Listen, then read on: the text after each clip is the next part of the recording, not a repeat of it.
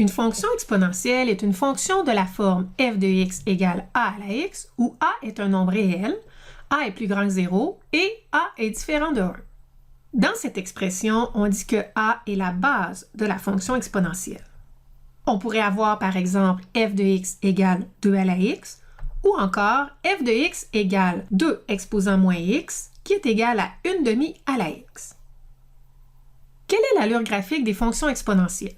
Prenons la fonction f de x égale 2 à la x. Pour obtenir ce graphique, on peut utiliser un tableau dans lequel on va entrer différentes valeurs de x. Prenons par exemple moins 1, 0, 1 et 2. Calculons maintenant les différentes images. Pour x égale moins 1, f de moins 1 est égal à 2 à la moins 1 qui est égal à 1 demi. Pour x égale 0, on a 2 à la 0 qui est égal à 1.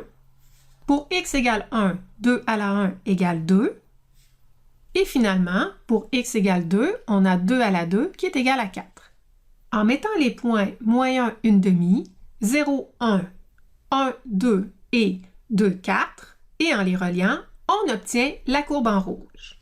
Voyons maintenant l'allure du graphique de f de x égale 1 demi à la x. D'abord, on constate que 1 demi à la x est l'image miroir par rapport à l'axe des y de la fonction 2 à la x. Pour la tracer, prenons un tableau. Mettons moins 1, 0, 1 et 2 comme valeur des x. Calculons les images associées à chacune de ces valeurs. 2 à la moins 1 nous donne 2. 2 à la 0 nous donne 1. 2 à la moins 1 nous donne 1 demi. Et 2 à la moins 2 nous donne 1 quart. On place ces 4 points sur le graphique, on les relie et on obtient la courbe en vert. Ainsi, on remarque que si une fonction exponentielle a une base a plus grande que 1, la fonction exponentielle est croissante. Par contre, si on a une fonction exponentielle dont la base se situe entre 0 et 1, on a une fonction exponentielle décroissante.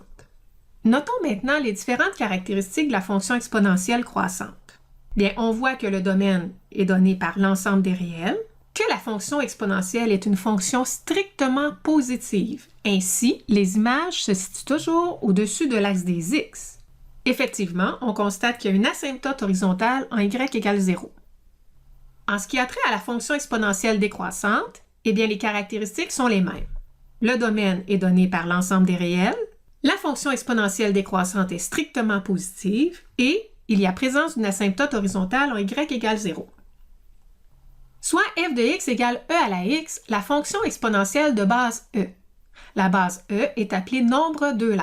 Il s'agit d'un nombre irrationnel dont la valeur vaut approximativement 2,71828. f de x égale e à la x et f de x égale 1 sur e à la x sont des fonctions fréquemment utilisées dans les cours de calcul de niveau collégial. Comme e est une base plus grande que 1, la fonction e à la x est une fonction exponentielle croissante. Ainsi, 1 sur e est un nombre situé entre 0 et 1, donc la fonction 1 sur e à la x est une fonction exponentielle décroissante. Comparons maintenant les différentes fonctions exponentielles croissantes.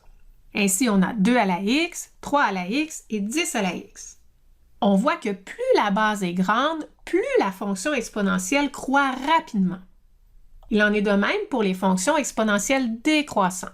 On voit que plus le dénominateur est grand, plus la fonction décroît rapidement. D'ailleurs, on remarque encore que 1 sur 10 à la x est l'image miroir de 10 à la x, et ainsi de suite pour les autres.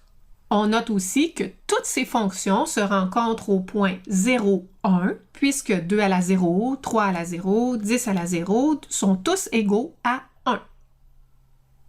En résumé, dans une fonction exponentielle, si a est plus grand que 1, on a une fonction exponentielle croissante.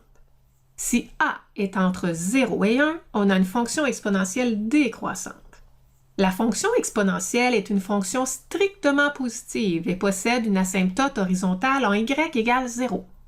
Les fonctions f de x égale e à la x et f de x égale e à la moins x sont souvent utilisées en mathématiques.